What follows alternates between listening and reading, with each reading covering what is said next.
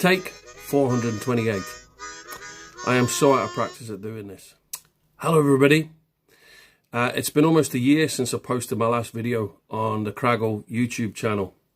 Like everybody, I've not really had much opportunity to go on many camping adventures with the restrictions. But I have done one or two trips in between lockdowns when we were allowed, which I'm going to present to you just now. I have bought a couple more tents, despite Mrs. B's ban. I'll get into that later as well. I've started a new job, which has curtailed the time that I've got to get away. Unfortunately, my camping buddy Scott is actually my back-to-back. We work opposite call shifts.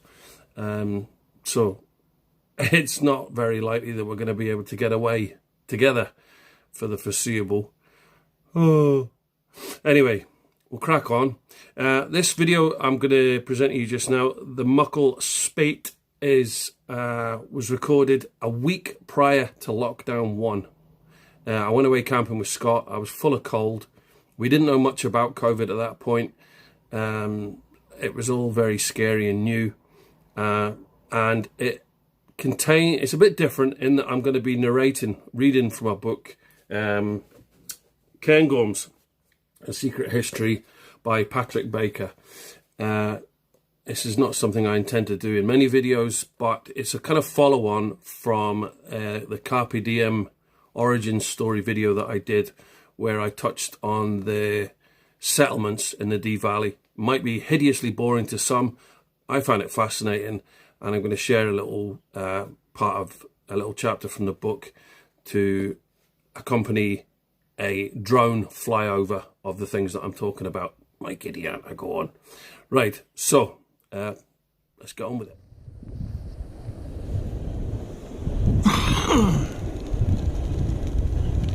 Hi gang, the wind has settled, so I'm getting a bit of breakfast on. Sounding rough as, I think I've actually come out here to get the coronavirus. That'd be a first, wouldn't it? Self-isolating to get it. So coffee's on. Kimberley coffee. And so here we are. Scott, now that the wind has died down, he's got his drone out. So he's away to see if he can actually fly it from here to White Bridge. I think he's asking a bit much. I think there's a 3-mile deficit. Anyway, he's away with that. And we'll try and salvage some fun from the rest of the day. Tent's looking bra. Really happy with that. That's a really... Ferrino's not a make that people bother with in this country. It's Italian. But like a fine pair of shoes. It's very well made. And maybe we should see more of them here because they're really nicely finished. That's the cheapest one. They very quickly go up to the 500-600 and then some.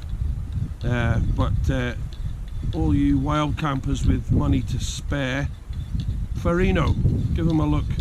There are a few of them on Amazon, but you're actually better looking at the likes Trek In, All Outdoors. I'm not sure if they have them or not, but Trek In and their own website and stuff like that. Go from there, give them a look. Scott had his Vango Zenith, which is a nice build for a budget tent, but he was freezing. That could have been for a number of reasons, sleeping bag or anything. But anyway, I'm gonna have my coffee. Cheers. Oh yeah, hot.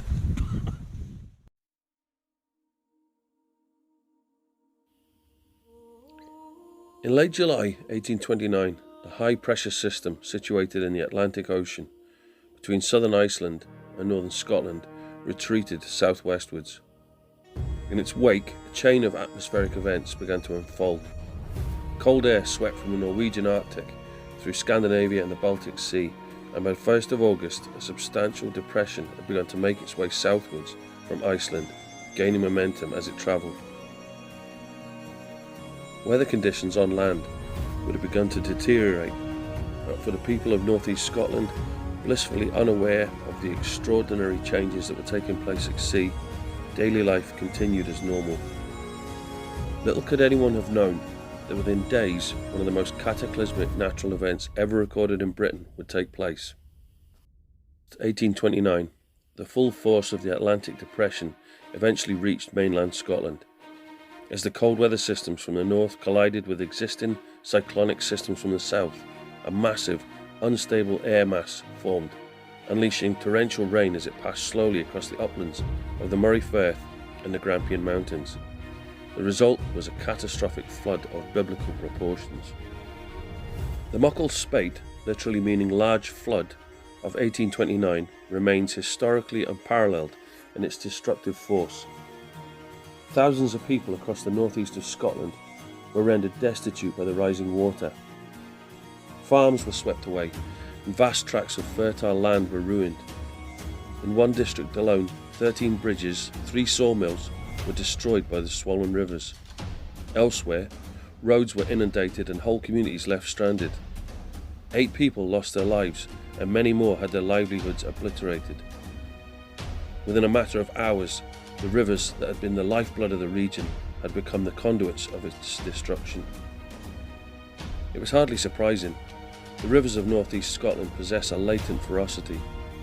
They are mountain rivers capable of rapid and violent transformation, falling further and faster than anywhere else in the country.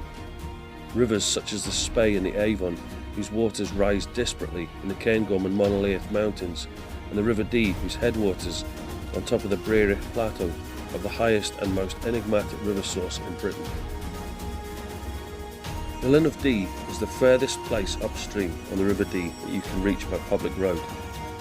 The Linn, in the Gaelic meaning a pool or a cascade of water, is a 300-metre long chasm cleaved deep into the bedrock where the Dee suddenly converges from a broad spanning river to a raging torrent just a couple of metres wide.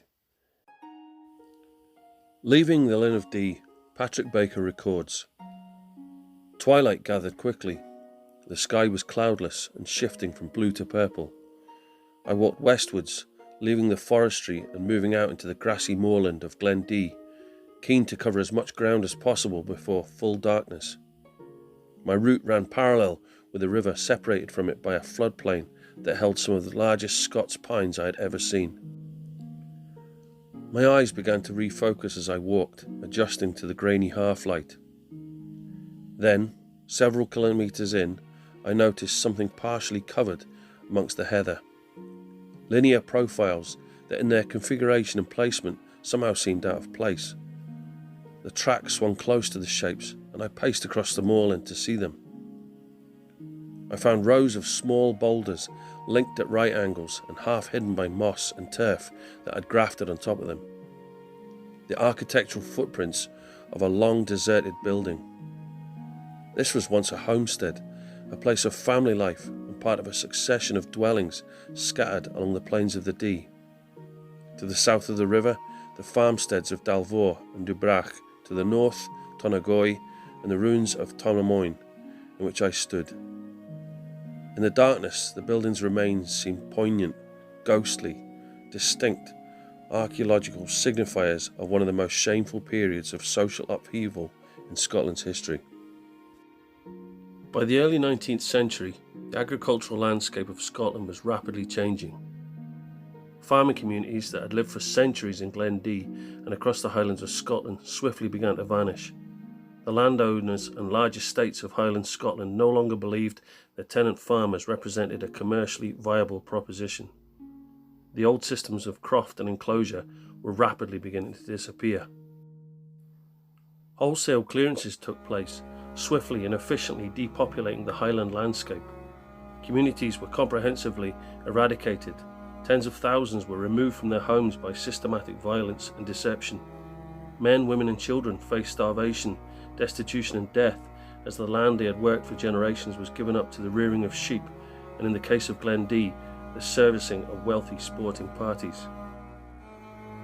The first settlements to be cleared in 1829 could also have been prompted in no small part by the events of the Muckle Spate.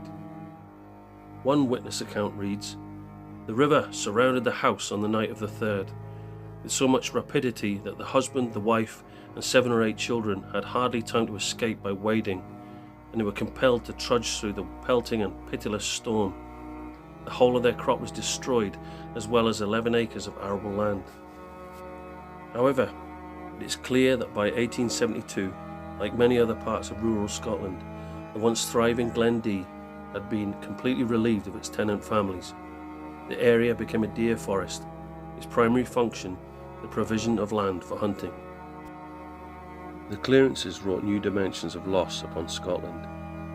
The people left, and the glens fell silent.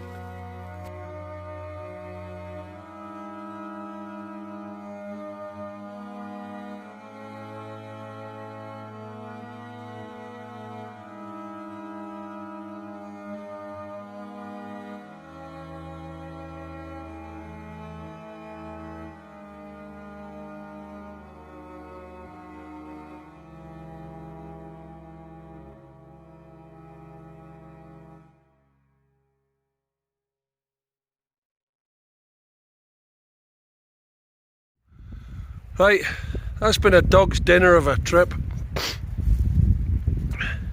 Scott took about 6 hours to get his stuff away.